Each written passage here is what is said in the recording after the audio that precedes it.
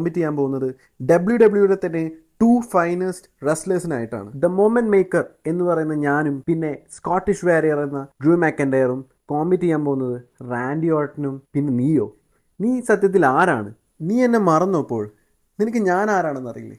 കഴിഞ്ഞ റോ ഇവന്റിൽ നിന്നെ സ്ലാം ചെയ്തത് അത്ര പെട്ടെന്ന് മറന്നപ്പോൾ ഇത് കേൾക്കുന്നതും ഓഡിയൻസ് ഭയങ്കരമായി ചിയർ ചെയ്യുന്നുണ്ട്. അപ്പോൾ എന്തുകൊണ്ടാണ് എനിക്ക് നിന്നെ ഇഷ്ടമില്ലാത്തതെന്ന് അറിയാവോ? നീ ജീവിതത്തിൽ ഇതുവരെ കഷ്ടപ്പെട്ടിട്ടില്ല.